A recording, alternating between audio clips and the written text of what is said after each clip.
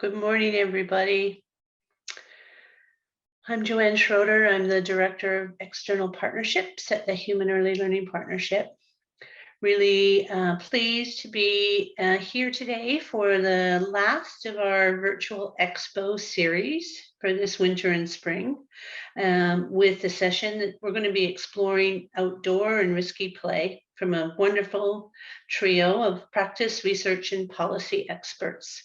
So the title, as you can see there, promoting outdoor play in schools and communities, moving from risk and barriers to opportunities and facilitators. I want to acknowledge the Musqueam people on whose traditional, ancestral, and unceded territory we do our work at the Human Early Learning Partnership. Very grateful to have with us again this morning, as we have at all of our virtual Expo sessions, Elder Doris Fox from the Musqueam Nation.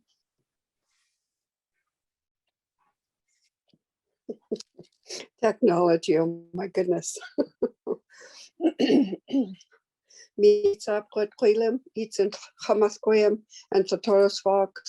Welcome everyone to the traditional, unceded, ancestral, and continually occupied territory of the Musqueam people.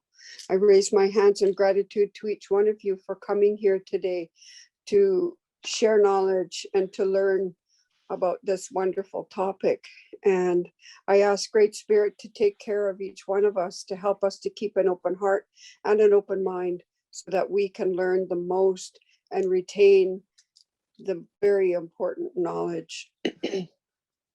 I also ask that the Great Spirit help us to remember to be gentle with ourselves, to protect us from all harm, including the harm we do to ourselves. So on behalf of my family and my community, I welcome you and I raise my hands for coming in a spirit of love, honor, and friendship and respect. Thank you so much and enjoy your day. Thank you. Thanks so much, Elder Doris. I want to introduce now Elder Mariana Erasmus. I feel very grateful having returned to help just last fall, to have had this opportunity through these expos to actually get to know Marianna a little bit, even if mostly by Zoom. So she too has been critical to our path around these virtual expos. Marianna is a member of the Yellowknives Dene First Nation with roots in the Hoopachesset First Nation in Port Alberni.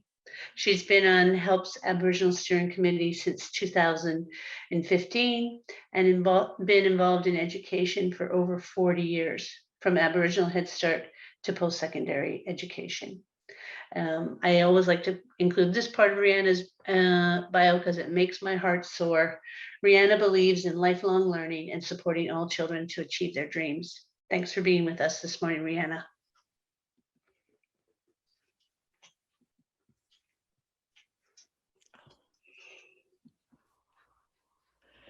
Masi, Huitaskun, Hoopachesset, Aksup. I'm here this morning on the unsurrendered territory of the Hoopachesset people.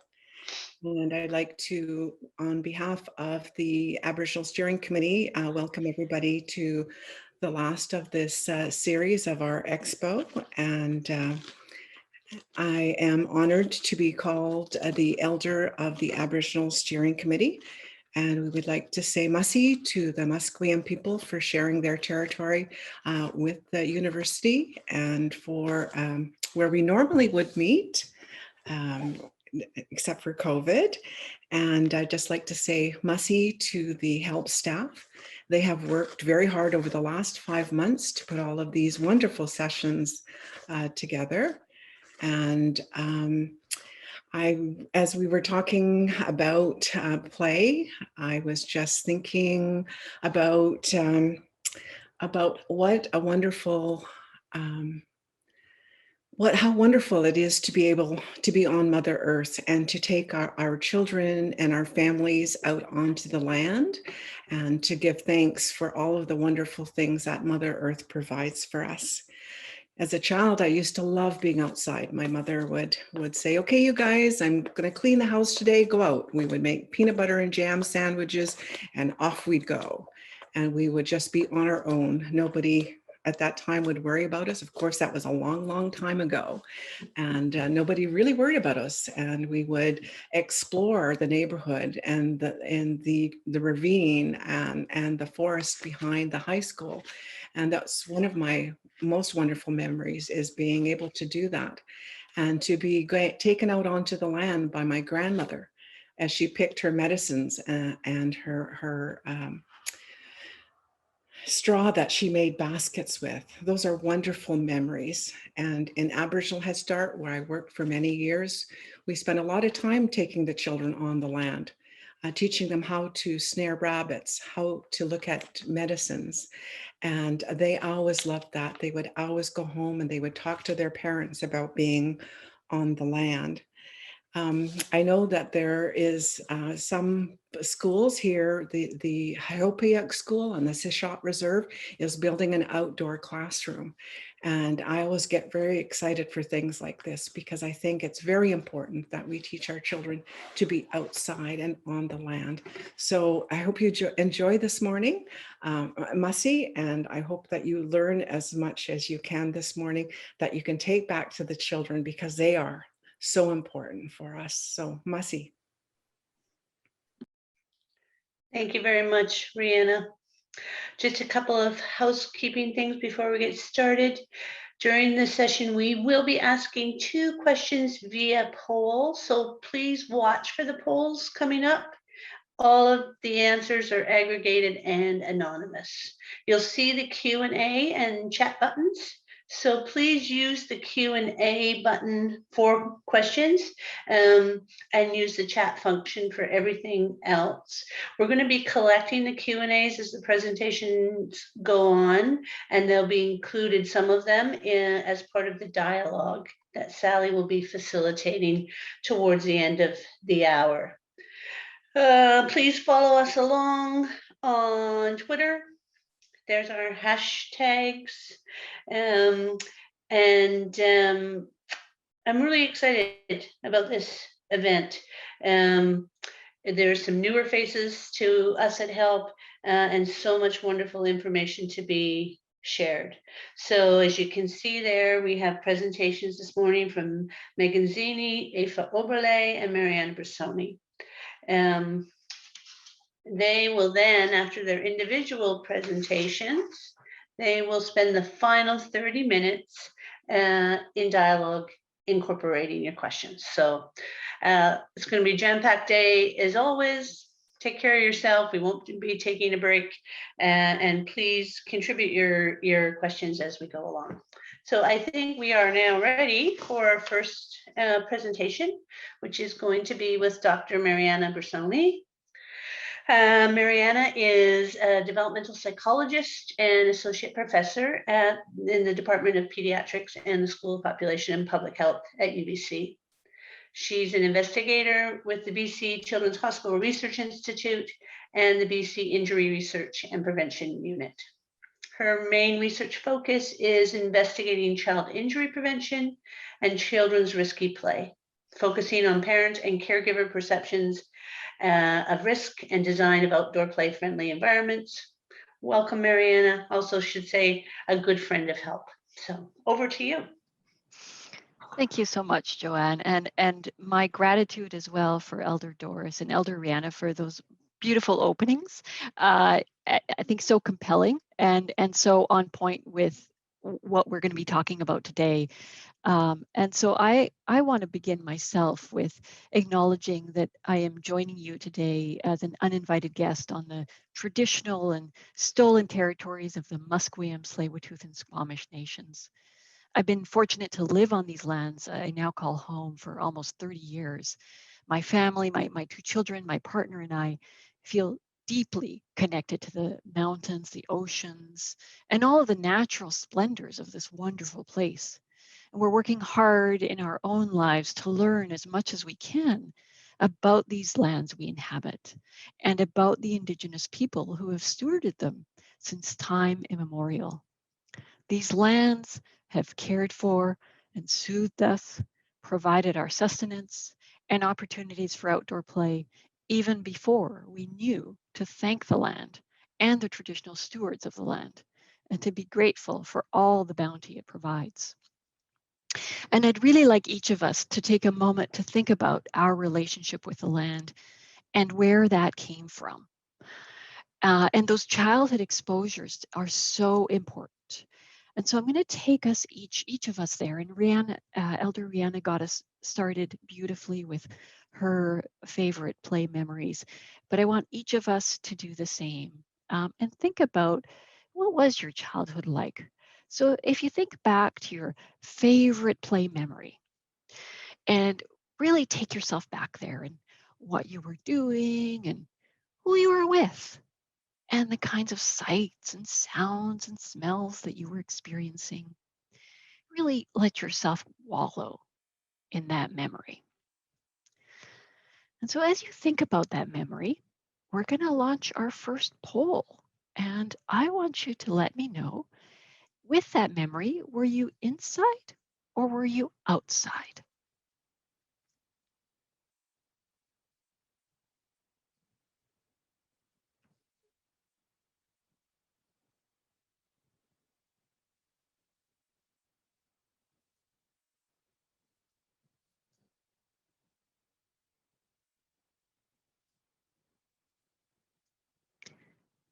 So please go ahead and vote, inside or outside.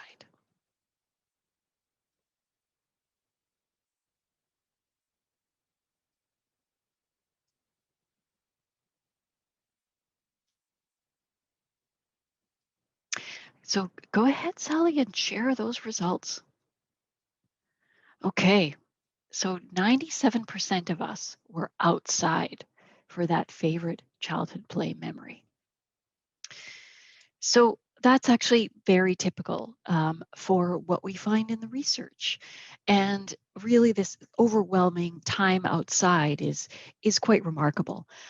First of all, what it tells us is that indoor play and outdoor play are not the same.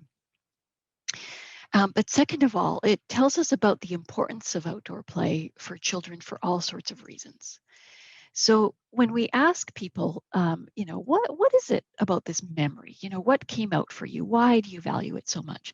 People talk about a sense of joy and fun, and just being able to be out with their friends and having hours ahead of them to be able to explore an ever-changing outdoor world.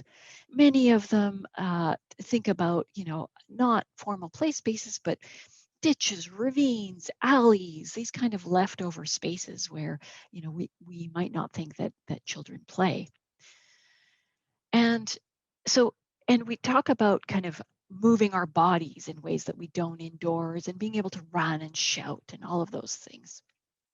And so it turns out that all of those experiences actually map on quite remarkably to children's child health, development, and well-being needs.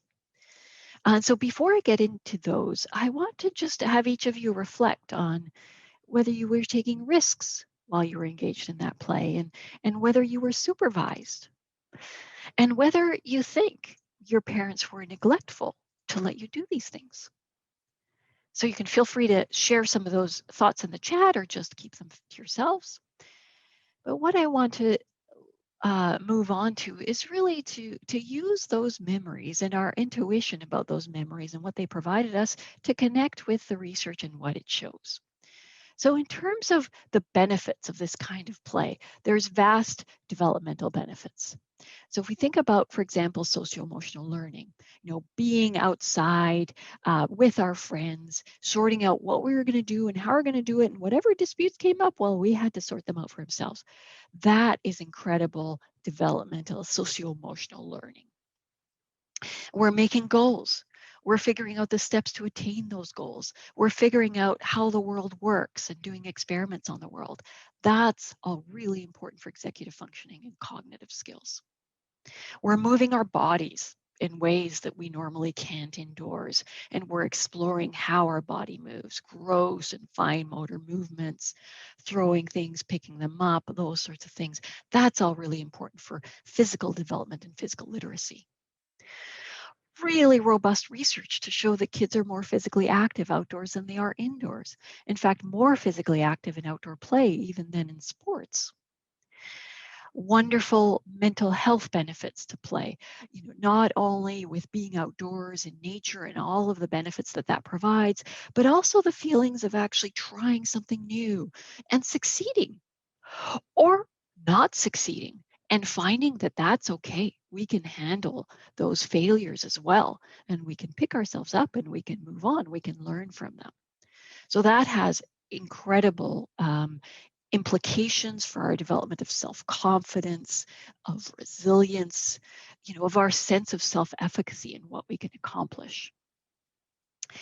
So I think it's really no exaggeration to say that play is the engine of optimal child development. And being able to get kids out playing every day is really critical. So important that in 2015, we released this position statement as part of the participation report cards for children and youth 24-hour movement behaviors.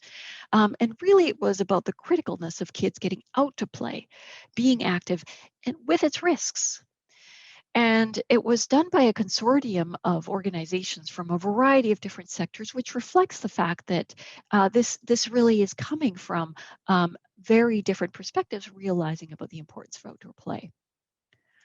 So a few years later, in 2018, the Council of Chief Medical Officers of Health, so Bonnie Henry and her counterparts across the country, felt that this issue was important enough that they needed to release their own position statement supporting ours, and really highlighting the importance of kids getting outside.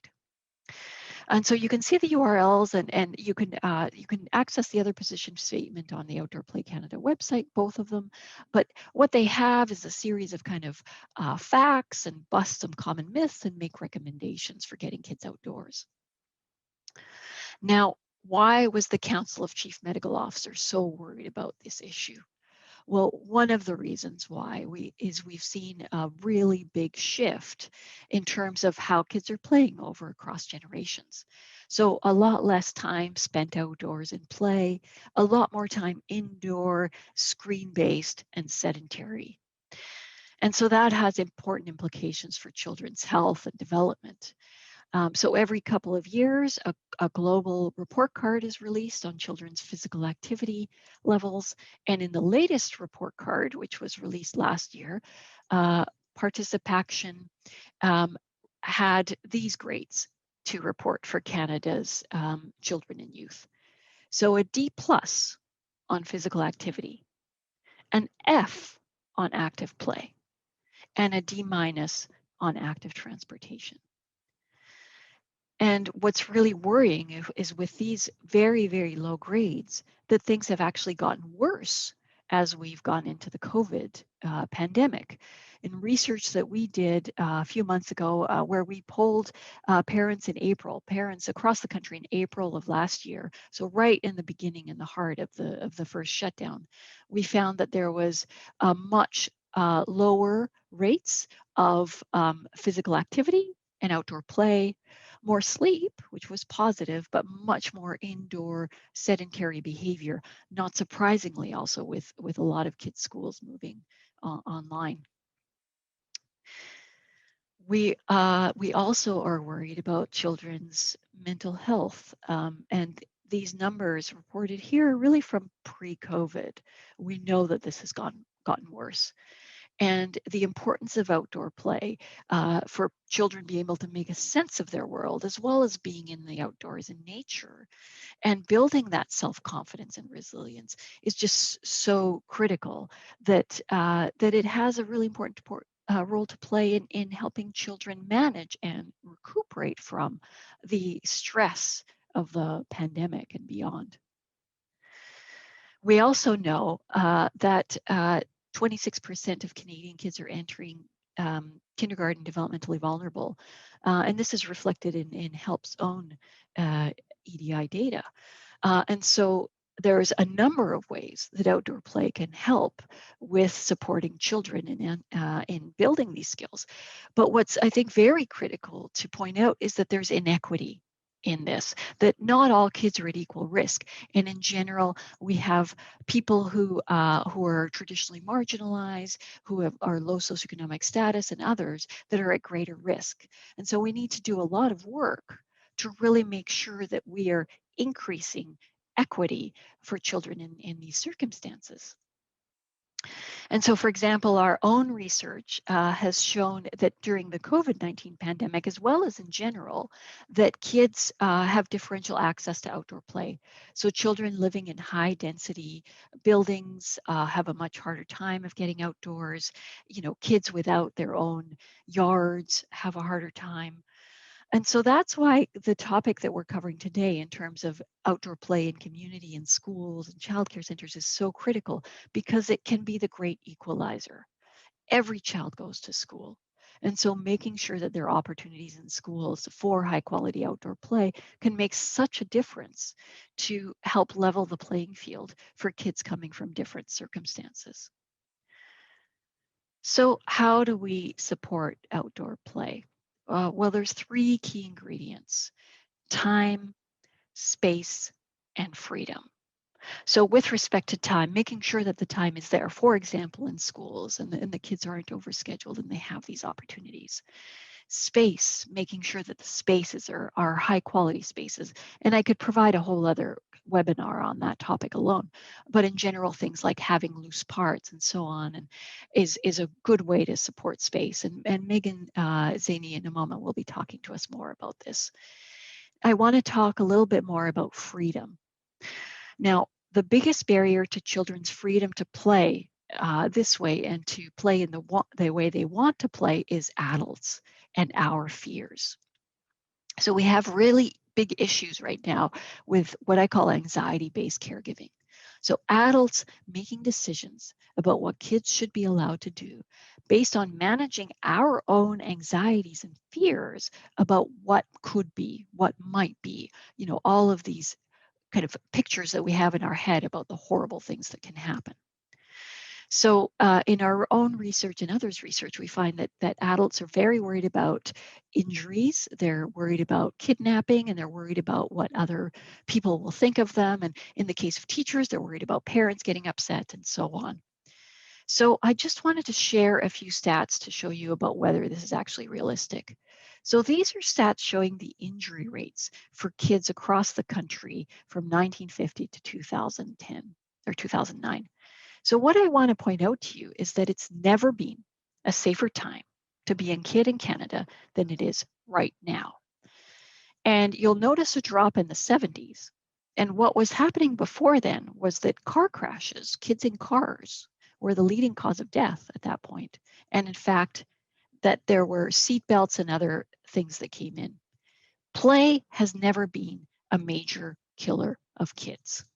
So just to illustrate that, when we look across the Statistics Canada data for kids' deaths from outdoor play-related fall injuries, what we find that even across 12 years of data in one instance and 20 years of data in another, we have 2 deaths across 12 years. That's a rate of 1 in 42 million deaths.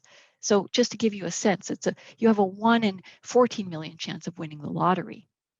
And so it's very, very rare to have this happen, as compared to, say, you're 2,600 times more likely to have a child die in a motor vehicle crash than on play equipment.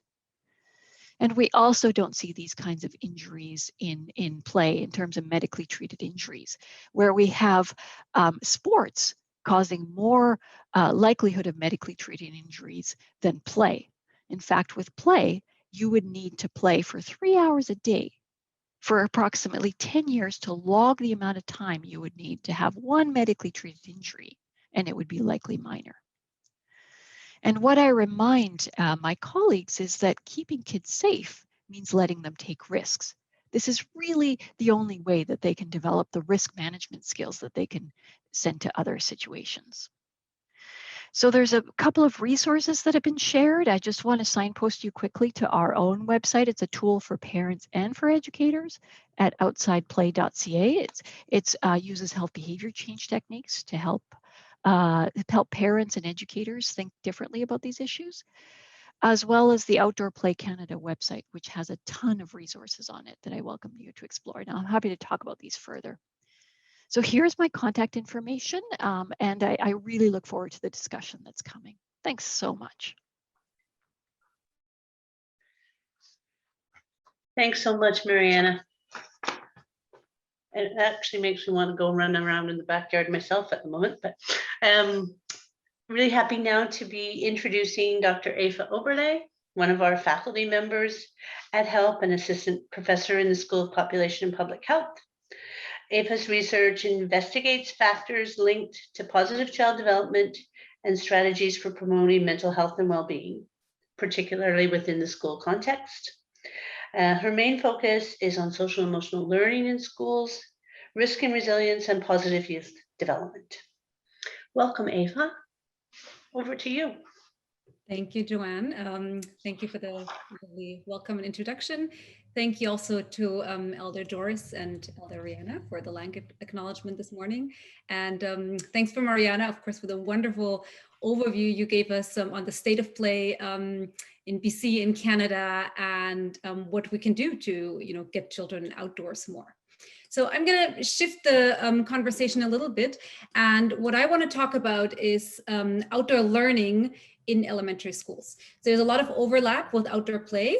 But what I want to particularly talk about is this idea of, well, given that we do see this decline of children's outdoor play in communities, how can we maybe also use schools as a platform that reach almost all children in society and support outdoor learning through outdoor play-based learning in schools? And what we did here is we talked to a bunch of teachers through focus groups, and we asked them what are the barriers and the supports they have experienced for implementing outdoor learning in the school context. So there are lots of different labels that have been used for outdoor learning, but basically what we're talking about is structured and unstructured learning that takes place in schools, that is part of the planned curriculum, but also planned of the emergent curriculum. And Megan Zeni will be talking a little bit more about that in a little bit. Mariana has spoken a lot about the benefits of outdoor play for children, and that largely overlaps also with the benefits of outdoor learning. There are huge benefits for children, but also for teachers, communities, and for society at large. As Mariana mentioned, there has been a lot of push of getting children outdoors, specifically now during the COVID-19 pandemic in schools.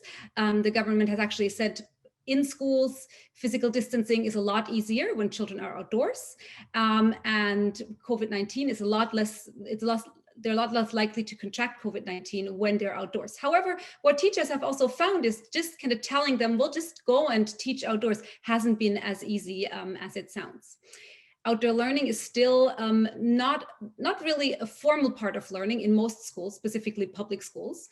It still is viewed as more of a grassroots approach where individual teachers have an interest in outdoor learning, pick it up and try and see how they can push it through.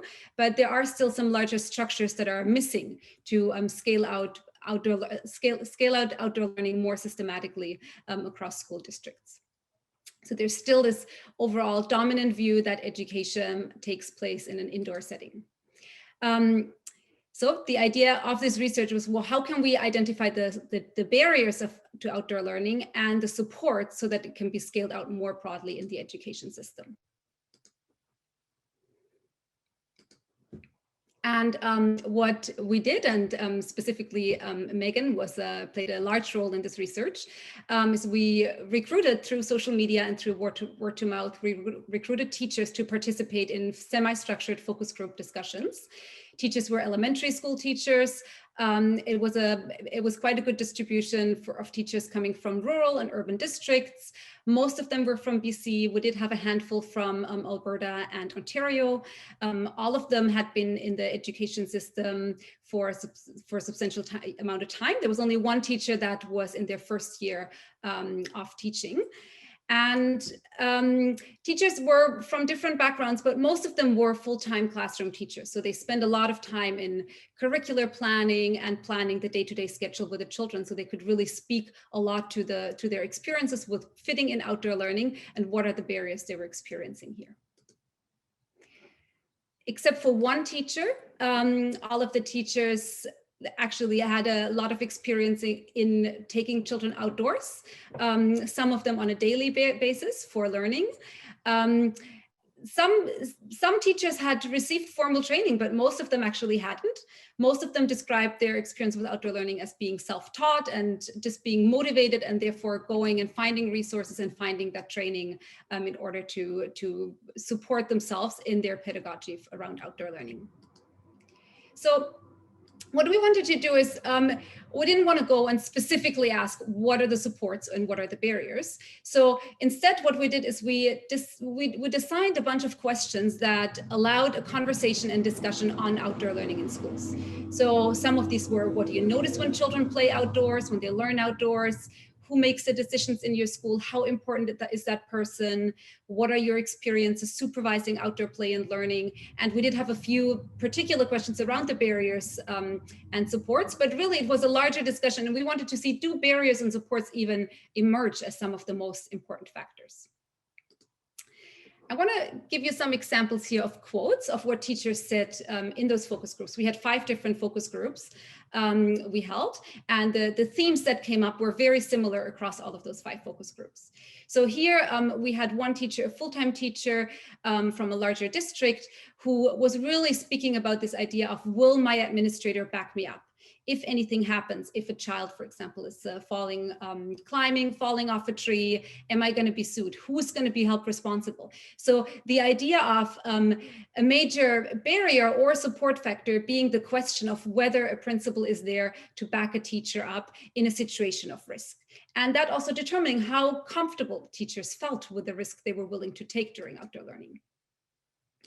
Teachers also, some teachers describe principals as direct support factors, as allies. So here, for example, this teacher said, well, I have an amazing principal. And the teacher said, well, the principal is like, okay, just let me know when you have a plan, what you're doing, so I can expect when the parents start calling.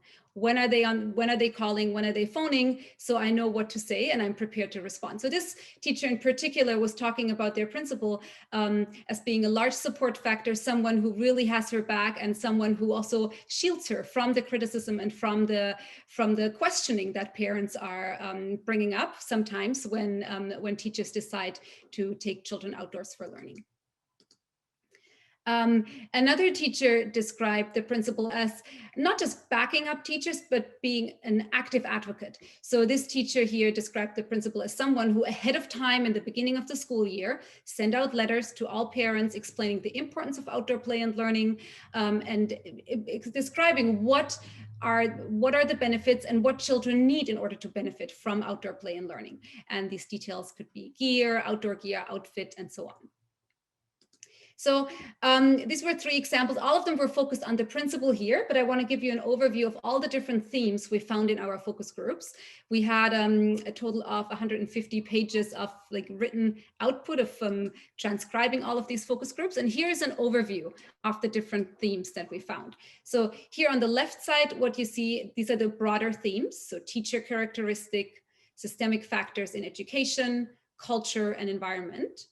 And then what you see on the right-hand side are the specific sub-themes. So for example, within teacher characteristics, teachers spoke about their skills to implement outdoor learning, how experienced they felt, how confident they were that they could manage outdoor learning, they could do classroom management, how motivated they were, how interested, and how committed they felt to this approach.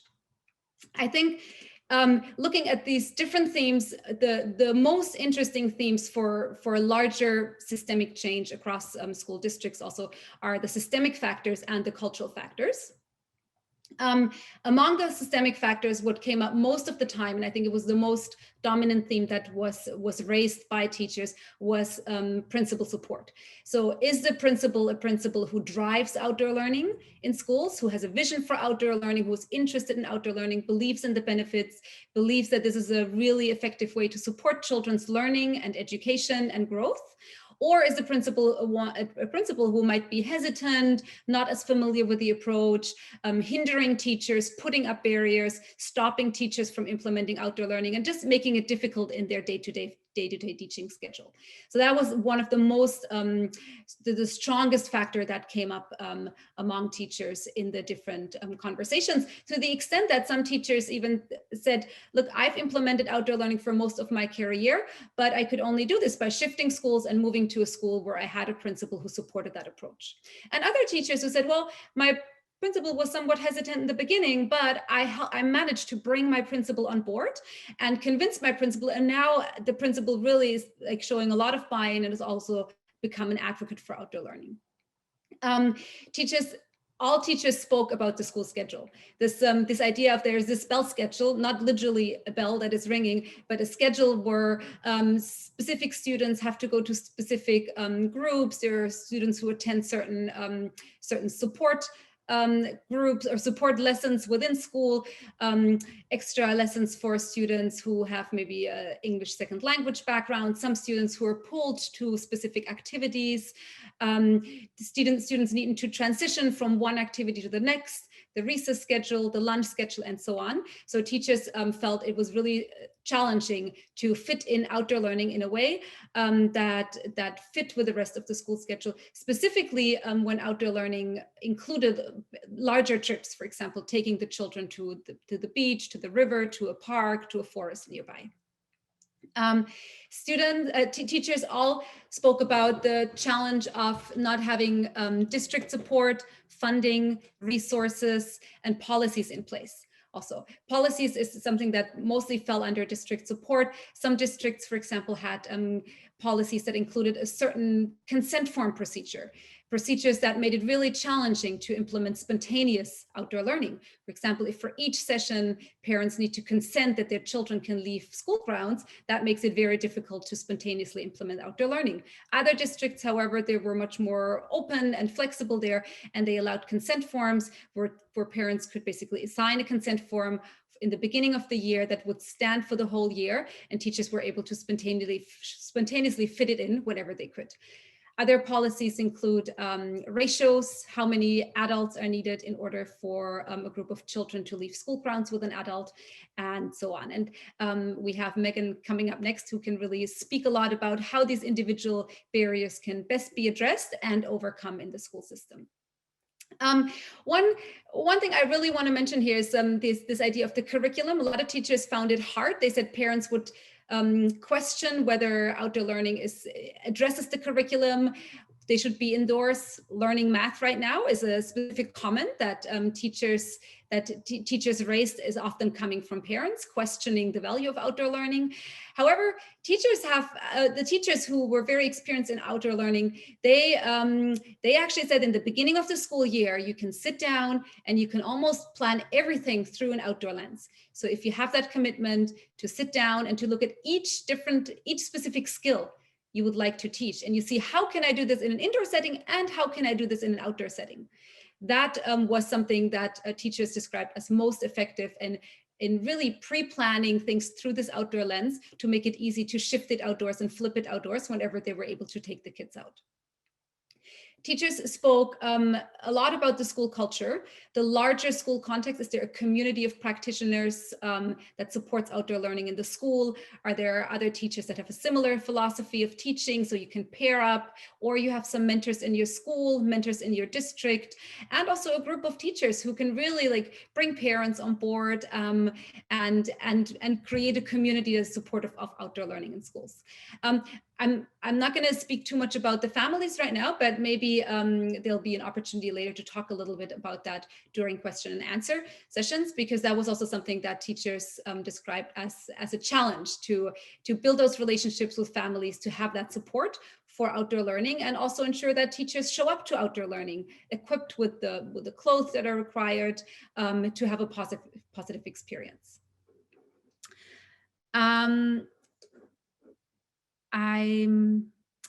Okay, so I want to shift this here. There are lots of more details to talk about, but I want to shift it to the next slide, which really shows us here that all of these themes and sub-themes that I just described are not independent of each other. So what you see here is like a path model. It's a flow chart that really connects the different themes with each other. And I think this is important to understand, because if we think about, well, why are teachers not implementing outdoor learning? It might not be that teachers are not interested or are not motivated or don't believe in outdoor learning, but it might be that teachers right now are just missing the systemic support, and they feel like it's too much to overcome these barriers in the school system in order to push it through. So in some ways, some teachers said they got on board with outdoor learning because there was someone else in their school who founded a small community of teachers, a community of practice that supported outdoor learning. And by having that systemic support in their school,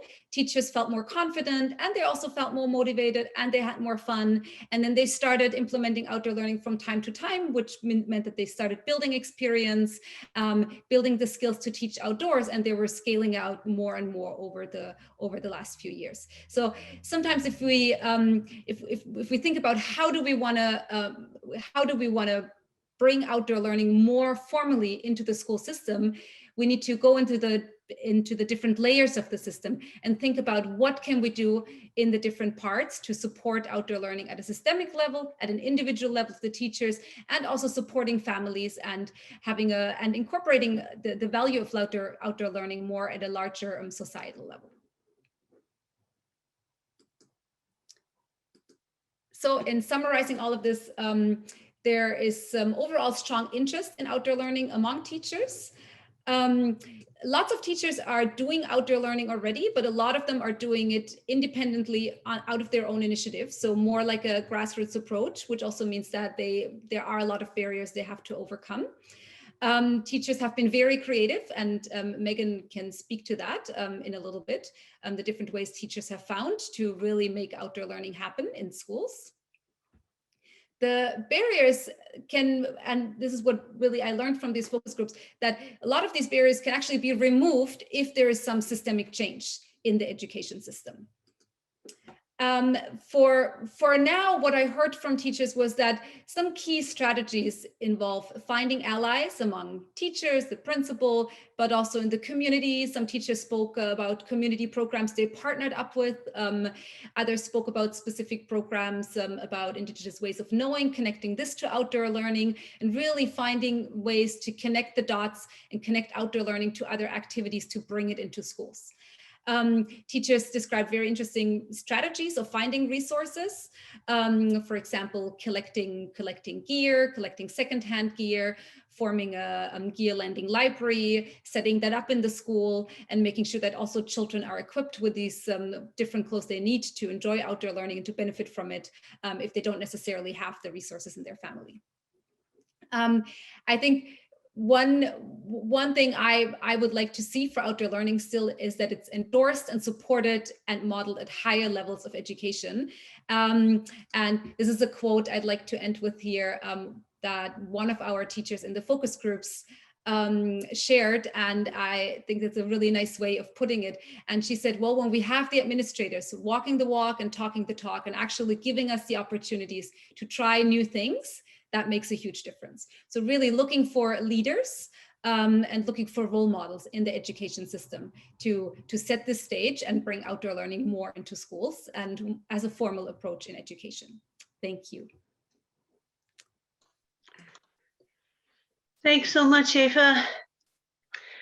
There's a lot of activity in the chat. I think as soon as that study is published, there's going to be lots of people waiting to read it. So thanks so much. We're on to our last presenter for this morning, Megan Zeni.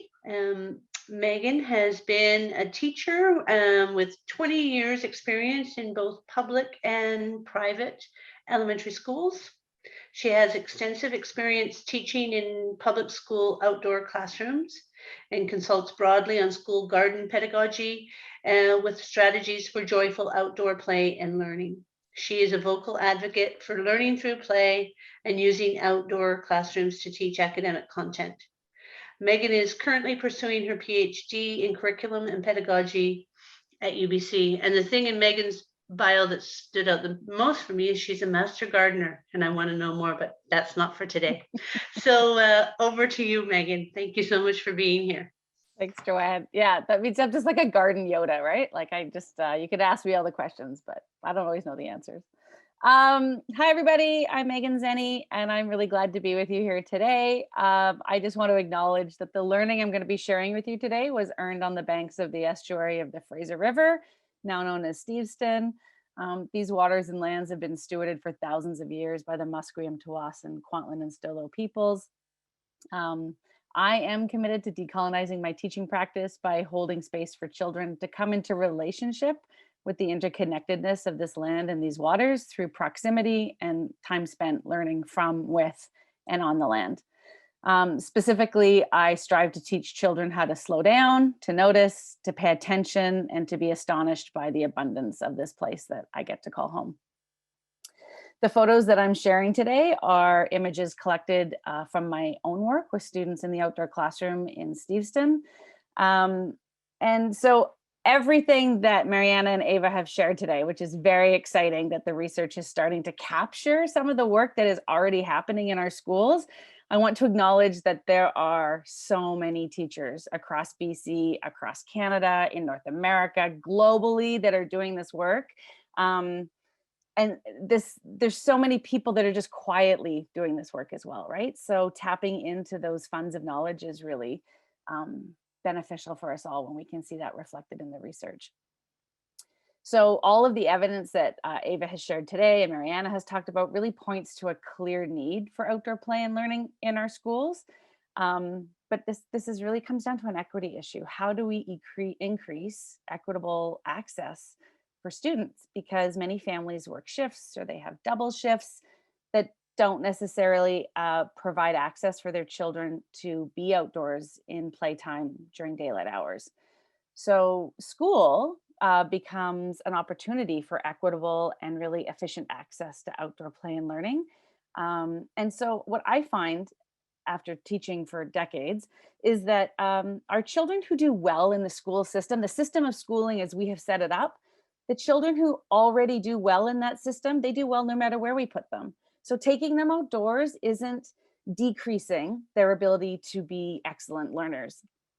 But for children for whom school is sometimes really challenging for any number of reasons, taking them outdoors during instructional time can have a really transformative effect on their experience of school and can completely change their understanding of who they are as a learner, which is very exciting for me, because those students are the ones that, as teachers, the ones we lose sleep about, right? The ones that, how are we going to connect with this kid? And I have found that taking children outdoors to learn can not only be very preventative, but also really beneficial for relationships that we're developing with children.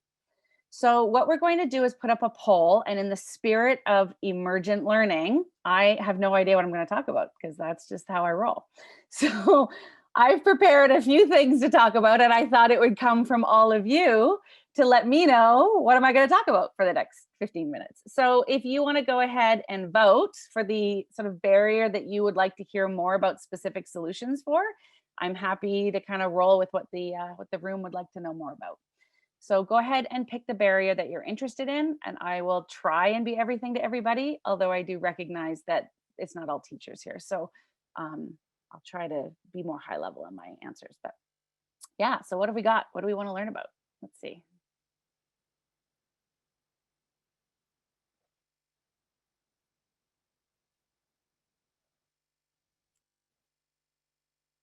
You can see the poll and you can click on the one you're interested in. I can talk about the one or two. Let's see how much time I have. All weather learning. Yeah, that's always the big one. When Eva and I did our data collection for that study, everybody talked about that. Okay, so all weather learning, assessment of learning, and space hazards and risks. Okay, and funding. Oh man. Okay, I'm gonna try and get through all these. So all weather, I'm gonna write myself a note because I have the attention span of a fruit fly these days. Okay, space and hazards and assessment. And then if we have time, I'll talk about funding. Okay, yay, that's in like 10 minutes. It's not gonna happen, but I'm gonna do my best. Okay, we're gonna close the poll. Are you ready? We'll start with all weather learning. Okay, thinking about preparing for all weather learning, I think the most important piece of this, the advice that I can give, is working towards making outdoor play in your school the norm at your school, no matter what the weather is. So this helps parents realize that their children should be coming to school every day dressed for the weather. Lots of teachers have taken on these routines like Forest Fridays or Wilderness Wednesdays, which I endorse. I think that's a great practice for teachers. But I'm a parent. I've got 3 kids. I actually even work at my youngest child's school, and I don't know what day is he has library or gym. I can't keep track of it all. So sometimes we forget as parents that this is the day that they were supposed to bring their gear to be outdoors. So when we shift that narrative so that every day is outdoors, it does make it easier. We're helping parents help us to take kids outside. And so that requires some relationship building and communication with your admin team, just making sure that your pack, everybody is aware that everybody goes outside every day. In my experience, the biggest challenge to doing this is that when teachers have supervision duties and it's pouring rain sideways, and it's the adults that don't want to go outside, right? It's the adults that don't want to do recess duty outdoors. So sometimes preparing, like making sure that as a school, we have something for adults to be comfortable, like those big golf umbrellas, or we get the parkas, or we get the boots that are kept in a collective space that people can share and use those. That makes teachers a little more comfortable. One of the benefits of COVID, I know there's very few bright sides to what's been going on for the last 18 months, but one of the bright sides of COVID is I think that we're moving towards this in schools naturally.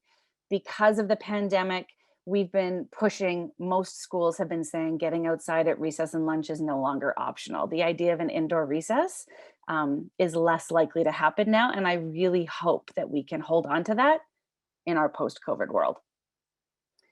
In terms of preparing for all weather learning, the other piece of advice that I give is that I really push or ask teachers to consider a no umbrella policy for students.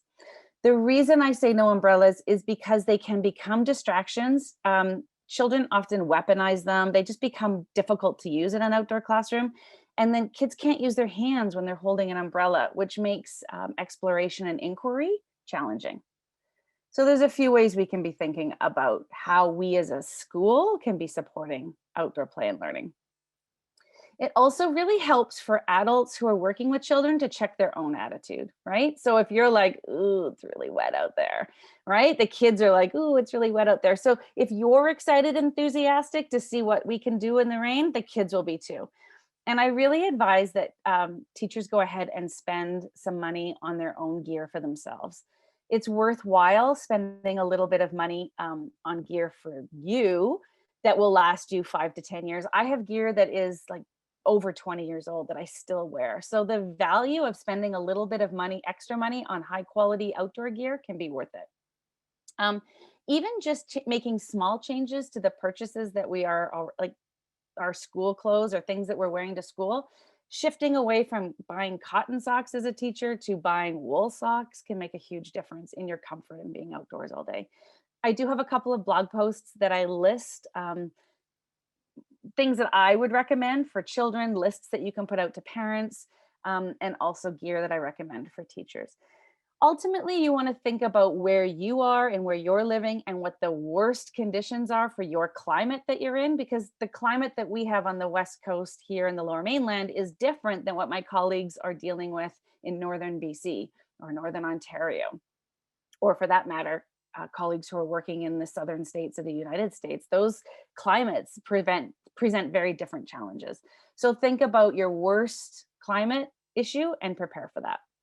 And so for us, that means lots of cold and rainy days. We need lots of rain pants. Many families think about raincoats and boots, but they don't think about the wet pants to put over the pants that they're wearing.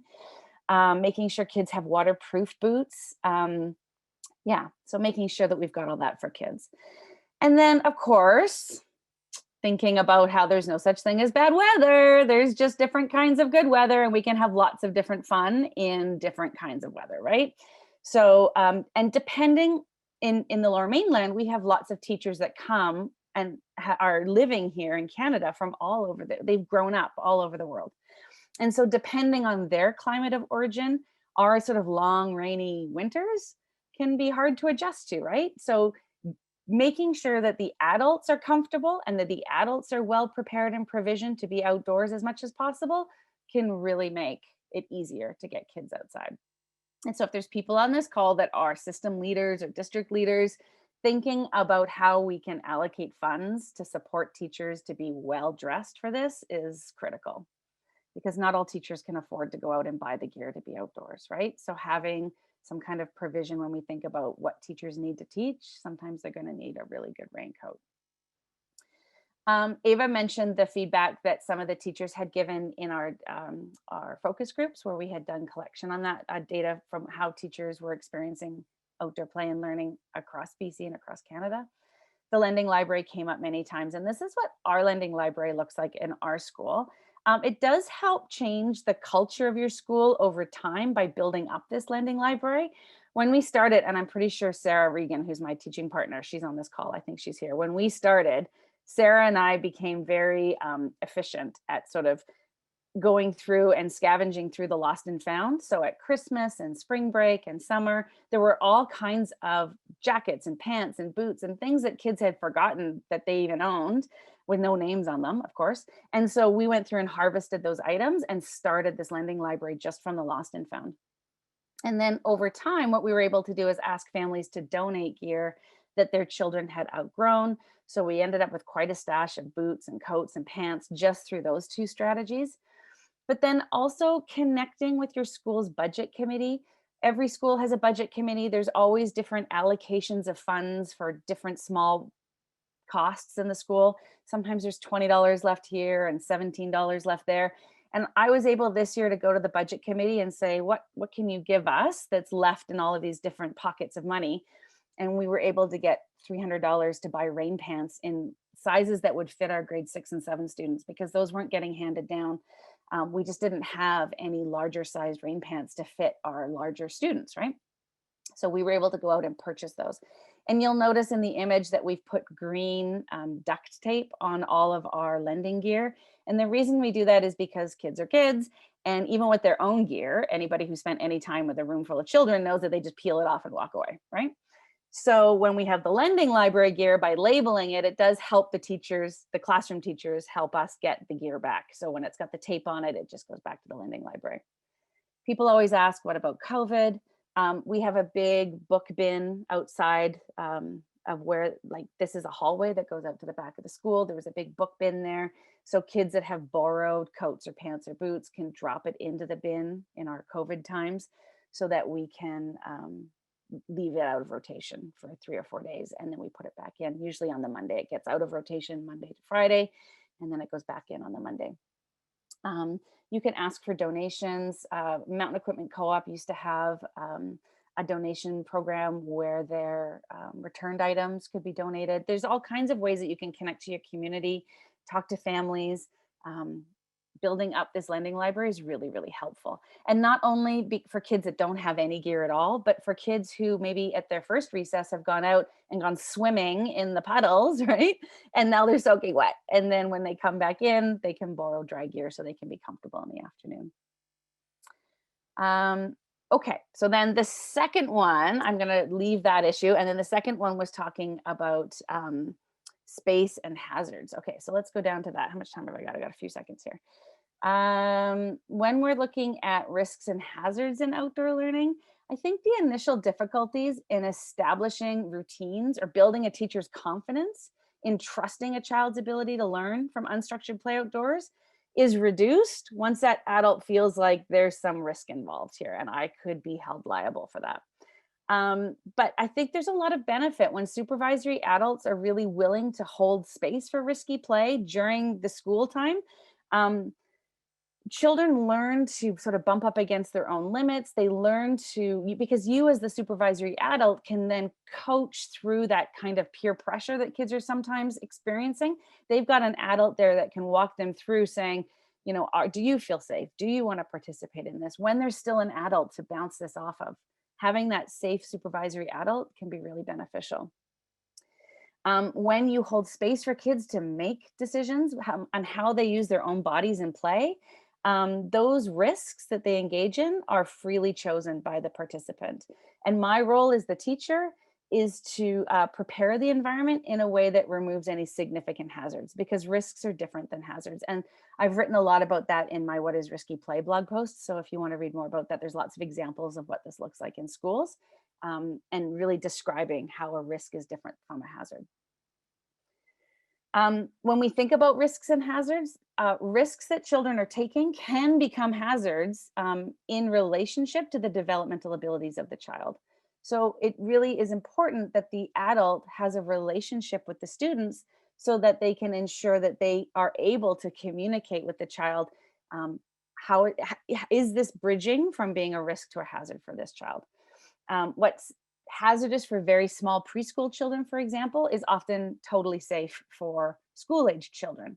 But much of the research that we see is done with preschoolers. So it doesn't always apply to school-aged children. And so teachers are in this sort of limbo, having to make decisions about what might be totally suitable for the students in their care. Okay, at no time, and this is really important, I feel like I always have to put this caveat in there, at no time does a responsible educator coerce or require a child to participate in any action or activity that would be perceived as hazardous or risky to the child. Educators simply allow children to make their own decisions and then encourage, nurture, and coach as they're making those decisions. Teachers do have a responsibility to make dynamic decisions in the moment as risks become hazards in their view based on what is happening and unfolding in front of them. So there is some professional learning that needs to happen for teachers, and a lot of this comes through lived experience. Perceptions of risk are a big part of this for teachers, particularly associated with other people's children. Often when I speak with adults around this work, people say, well, with my own kids, it's different. With other people's children, I have this heightened perception of risk, and these are amplified in the school context. Our relationship with risk and outdoor play in the school with other people's children really depends on regular and repeated visits to the same place over time, so that both the adults and the children can develop a relationship with the land, with that more than human world, and understand what the potential hazards could be, but also understanding the tolerance of risk that the students that they're working with might have. The perceptions of classroom management challenges that teachers often have when taking learning outdoors are often most associated with this challenge. Okay, so this ban, this "you've climbed high enough," is like not a good example, right? Well, that's not what we want to see in schoolyards. We want to allow children to make their own decisions. So when you've developed those relationships, you don't have to band your trees with like rules like that, right? I don't want to see that in schools. Okay, I'm trying to look at the chat just so I can see what my time is left here, but I don't see it. I think we just have a maybe one more minute, Megan, and then we'll move. We can keep some of the awesome. dialogue for the Q&A. The Q's Okay, and good. A's coming in. So one more minute, and then we'll bring back the others to carry on this amazing conversation. Okay, thank you. So I'll talk about professional development for teachers is really necessary to move this work forward, because the further challenges really exist for teachers and schools that wish to implement unstructured play in their school when there's conflicting values around rough and tumble play. It's common, totally common, for children to weaponize any loose parts that they pick up outdoors. And that can often be perceived as dangerous play for practitioners who are really unfamiliar with facilitation strategies for risky play. So I really feel strongly that we need to do a better job of working with teachers to help children do this. Okay, and relationships of trust are really important in this work. So children learn skills in relationship with others, right? And in the context of our schoolyards, that almost always means with and from their peers. And having that adult in proximity to talk through the challenges that might be developing as they're playing is really, really essential. Because if they're kids who are drawn to this kind of play are going to play this way and sneak it out and do it in ways that are away from caring, helpful adults, which is where they can actually probably get themselves into more trouble. Schools that create communities of like a culture in their school community of allowing children to make their own decisions about how they use their own bodies and play gives children more opportunities to experiment, like I said, with their own limits and how to better assess their own tolerance for risk. yeah, so I'm going to leave it at that because I know we're short on time. I do have more to say, but I'll stop there and I will stop my sharing so that we can open it up for the discussion. Thanks so much, Megan. I think that the only solution is we're going to have to invite you back for another conversation. I can talk for days and days about this. Yeah. I love that. Sally, I think I'm going to turn it over to you now. You've been watching the Q&A, and we're going to bring back the other panelists and have a bit of time just to dialogue. So. Great, thanks, Joanne. And thanks to you all. Wow, I have already learned so much this morning, and we still have 20 minutes left. So I'm excited, and we have a lot of questions coming in. And I will say to everyone that when we were preparing for this session, the three panelists told me that all the questions were going to be for Megan, and I didn't believe it, but it's basically almost true. But I actually want to get started with something that came up early on in the dialogue, Mariana, when you were presenting. A few of the questions coming in were highlighting the unique context and challenges in incorporating outdoor play in licensed childcare context, and the opportunity to support this, especially with our current context of increased federal and provincial investment in this area. So you did respond briefly about the need for increased education to support educators and licensing officers as one aspect of addressing these issues. But can you speak more to this, including some of the challenges to incorporating outdoor play in this context and maybe some of the incentives or supports that are needed? Yeah, for sure.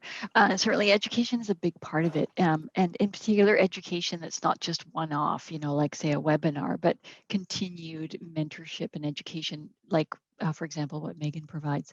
And certainly research is also showing that there's not a lot of education and pre-service training. So there's only about 4% of programs that actually offer some sort of training in outdoor learning, at least as of research from 2 years ago.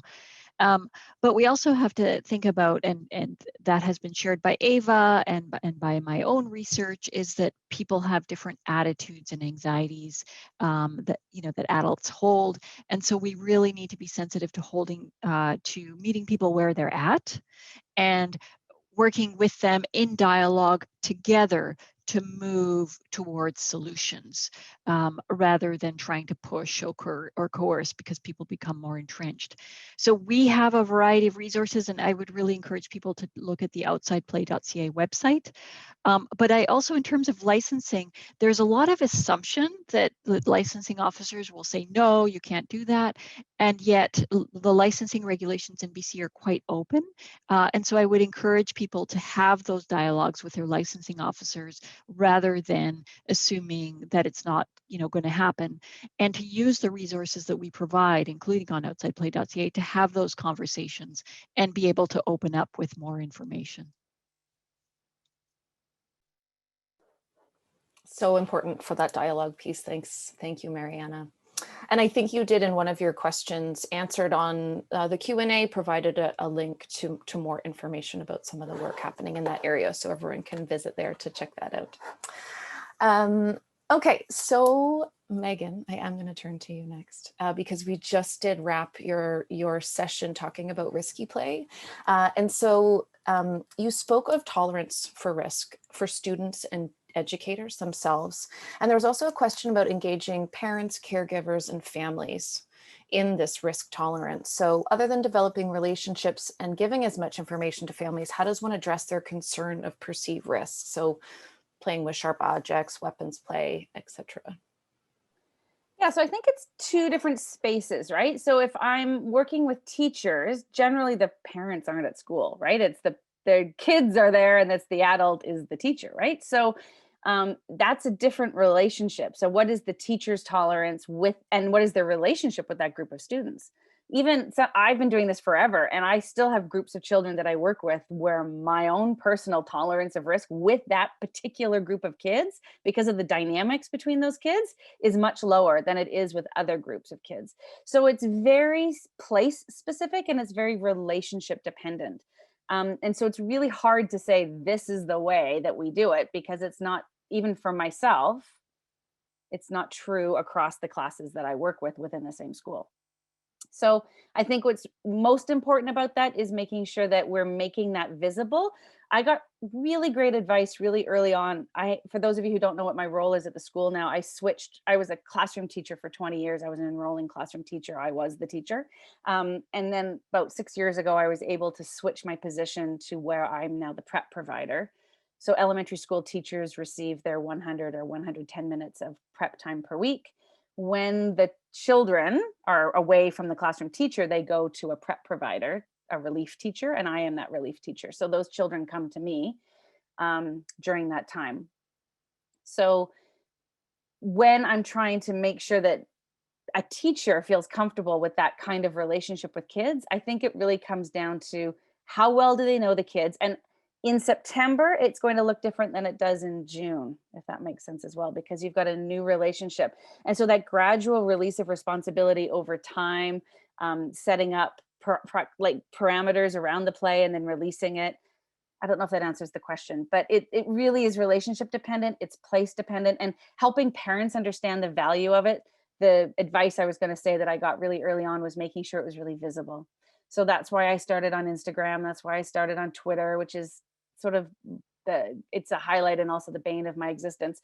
Having like showing all of that and explaining it out in that micro and being able to make that visible so people can see and hear the voices of children in this play makes it really valuable so people understand the rich learning that lives in this kind of play.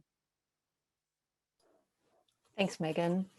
And that actually leads really nicely into a question I have for you, Eva. We had, and really about just starting early and I think engaging families early on. So there's a question about getting started with outdoor play, and can you speak to potentially 1 or 2 initial steps that have really proven to get kids outside to engage in play?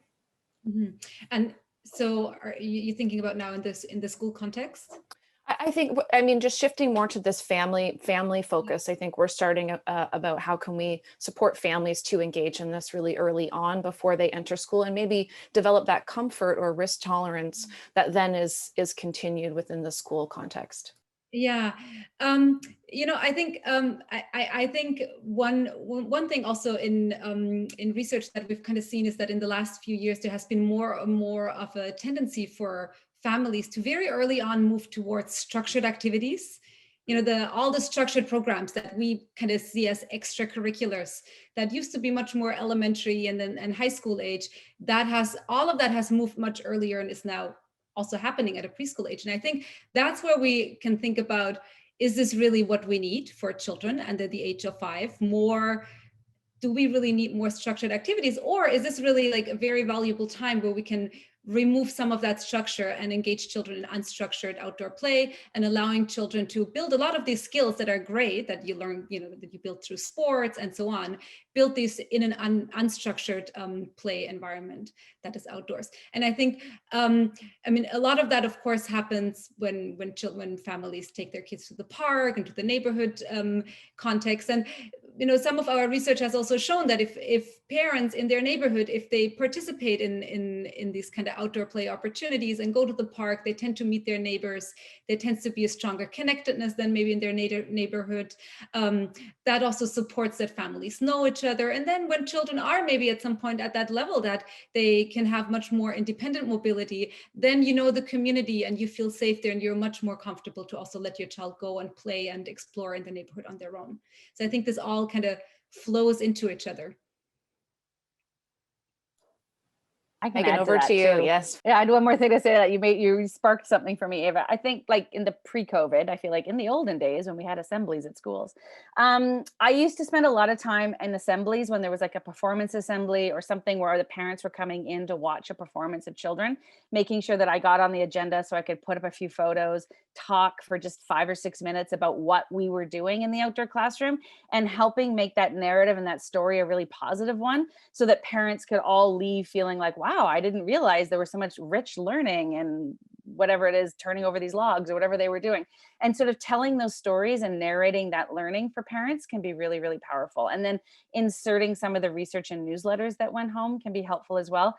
It took a lot of years to build it up. I've been at my school now for 11 years. It took many, many years to build it up so that I wasn't constantly being questioned by parents. I still had a few parents that, especially kindergarten parents, that would want to come and like join in while I was teaching because they were so anxious about what was happening.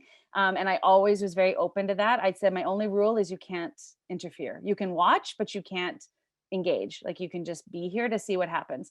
And without exception, all of those mothers generally that came that were very anxious about stick fighting or whatever their children were allowed to be doing, were very, very comfortable with it after they saw how it really was teaching their children to be much more considerate and empathetic and self-regulated, because they were learning some sportsmanship in their play. And so it was, yeah, it's always been a very positive experience for me, engaging parents. And if I can quickly jump in there, Megan, in the focus groups that we conducted, quite a few teachers talked about this value of making learning visible, making the outdoor learning visible, and having then a way to share this with families.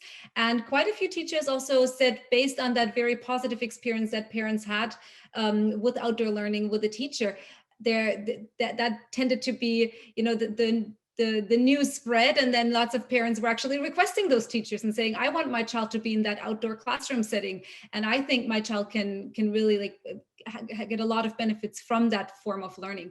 So it seemed like they're sharing these sharing these positive experiences and making them visible and helping parents to see the benefits is very valuable.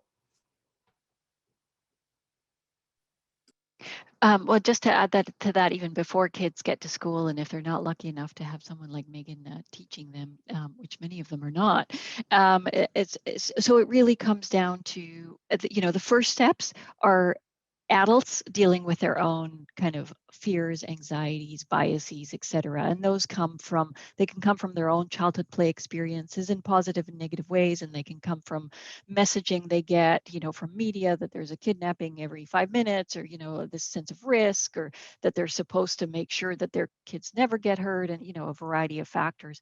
But it's really for parents to think about and ground themselves in what's most important to them. And some of that is helpful, is actually thinking back, like we did at the beginning of this session, to their own favorite childhood play memory, and really thinking about what they got out of that, and what they might have missed if they hadn't had those experiences. And people talk about, well, it's, you know, it's not the same now as it was back then, and absolutely it's not the same. But we can still provide children with very rich, unsupervised, you know, depending on the child's experiences, in order to be able to give them those kinds of benefits and to really foster those opportunities for kids. And then I guess, you know, in terms of one little tip that I offer parents that sometimes they find helpful is the 17-second rule. You know, so next time you want to say, be careful, get down, stop, what, you know, whatever, any limiting to kids' play, that you actually just count to 17 and let it play itself out. And in that time, be able to realize what your child is actually capable of, and that they can, you know, sort it out for themselves. Or, you know, it also gives you time to think, do I really need to step in? You know, what's the worst that can happen? How might I be destroying this opportunity? You know, and so on. So just count to 17. I find that very, very helpful. Already good. I can stop saying be careful immediately. I love that. Okay, I'm going to test that out. Switching gears a bit, knowing that the kind of the third priority was around funding, Megan. So you know, kind of a related question, I think, and then maybe you could talk a little bit about funding, is around space. So could you provide any recommendations how you've been successful in approaching schools or at the district level in providing the large amount of space that you would need to engage in outdoor learning? Yeah, so it depends on whether we're talking about really urban schools or suburban or rural schools. Urban schools often have challenges of they just don't have a play space. They have a local park that they can go to, or maybe sometimes they have, I work with some schools, they just have a rooftop, right? They don't have an actual play space. So getting to know and using your classroom, the community as a classroom, can be really helpful for that. And I think I noticed somebody put in the chat, Jillian Judson's walking curriculum can be very, very helpful in that context around how do we start thinking about using that close proximity community as a classroom space. There's also lots of professional networking that teachers can do, the Classrooms to Communities Network, and then any teacher in British Columbia can join EPSA, which is Environmental Educators PSA. So there's lots of local and then provincial strategies for these kinds of questions that teachers have worked through. Specifically, teachers in school districts can join a local of EPSA, and so then they receive funding that can help them do like book studies or have speakers or have consultants come and work with them around these issues. I guess my biggest advice in terms of creating space for this kind of learning is thinking about what do you already have that isn't being used. So in our school, when we rebuilt our outdoor classroom space, we had one that used to be across the street, and then we rebuilt it on school space. We spent a lot of time just looking at where are the kids playing at recess and lunch, and the area where we built it was a pretty underused kind of it was like they called it Lake Homa for a lot of the time. There was a huge big puddle, there was a low area, kids weren't really playing there, and so we were able to redevelop that area into a space that's now well used. Did you want me to talk about funding as well? Can we talk about that? Okay, so in funding, I think strategically and politically sort of rejigging some of our language so that we're not calling it outdoor education. What we're doing is an outdoor classroom. I think that really helps reframe the work that we're doing in schools that's outdoors, because outdoor education immediately brings up people's ideas of extracurricular, right? Whereas a classroom is an essential space of learning. And when we rethink where learning happens in our schools, you know, libraries get funding, gymnasiums get funding, computer labs get funding. All of these shared spaces of learning in schools receive funding to support them. And so when we are very specific that a garden or an outdoor classroom is a classroom space of shared learning in a school, we can start to advocate more strongly for funding at the school level that supports the work that we're doing in the outdoor classroom. A lot of PACs will provide funding for classroom teachers for field trips or for consumable materials. We were able to, at our school, advocate to receive a multiple of that because we work with so many classes. So we receive funding from our PAC. Sarah and I are also very proficient grant writers. There's a lot of grant money available for this work in order to build up these spaces. And I would also remind people that building a natural space, we built a massive garden and outdoor classroom. It cost a fraction of what the extension of the built environment cost when our parent group went to rebuild the playground 10 years ago. They spent over $100,000 on 3 small little pieces, like a swing and a little climbing structure, and that was it. And we were able to build our entire outdoor classroom for under $15,000. So there's a real, in terms of saving money, building these natural outdoor spaces costs significantly less than going through a massive built environment.